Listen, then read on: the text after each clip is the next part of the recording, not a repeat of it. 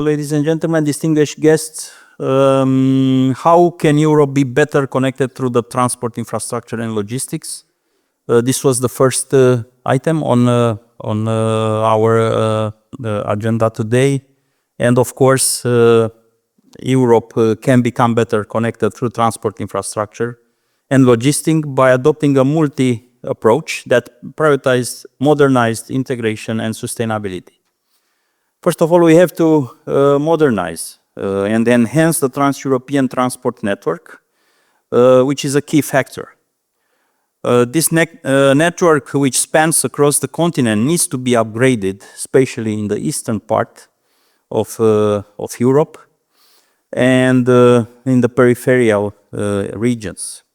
Improving road, rail, and maritime links can help reduce congestions, shorten the travel time, facilitate efficient movement and goods and people and services across the borders.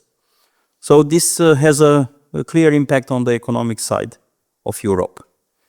On the other way, better connected Europe, better connectivity means and requires promoting multimodal transport systems that allows easier transfer between different transport modes, such rail, roads, maritime, air and sea.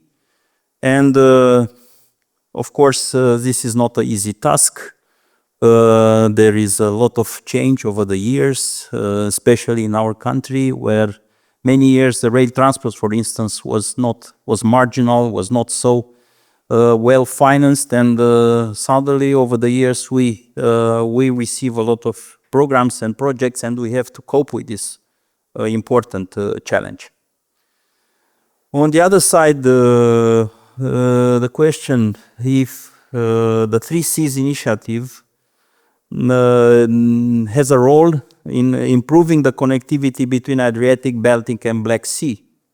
What is important regarding this important progress between 12 EU countries started and launched in 2015. We discussed a lot, and Romania is an important and major player in this initiative. Romania has received European funds to support the development along these 3 Cs initiative projects. And one of the most important was Via Carpathia, that wants to link the Baltic Sea to Adriatic and Black Sea, avoiding the Carpathians. And as you know, we have the Transylvania route, the Transylvania motorway, which is part of this project. Also the link from the Rin-Danube corridor, the link from Curtici Arad to Constanța. So we have important achievements over the years. Of course, there was a lot of waiting time for the developing these projects, but we could see the results, and I think most important ones, we have important achievement over the last 5 years. On the other side, we have it's important to point out also some important projects in the pipeline, aside the ones which are under development now, both on the road and rail. We have an important pipeline of projects in order to connect the Black Sea ports, Odessa, Constanța, Burgas in Bulgaria, with the Baltic Sea ports in Gdansk and Gdynia on the direct route.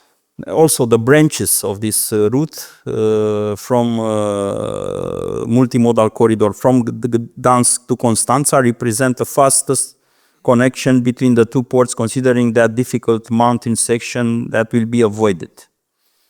We should mention also the Kiev branch corridor through a normal gauge on the rail sector, an important project in the pipe that will improve the rail connectivity between Ukraine and Romania and Europe. And also, as a part of this component, we have the new approved line of corridor through Chișinău and Odessa, which are on the TEN-T network since 2023, as we remember. And also on these routes, we have the motorway A7 that will link furthermore to Bulgaria and Greece with a new bridge in Giurgiu and between Giurgiu and Ruse. Hopefully will be a combined road and rail bridge, which is in the feasibility study at the moment. So as you see, we have plenty of projects which are on the pipeline where Ministry of Transportation Infrastructure in Romania is focused on, and hopefully we will have this project in different stages over the next years, and during the next decade, all this will be done and implemented. Thank you very much for your attention. I'm with you here for further questions. Thank you. Thank you. Thank you very much.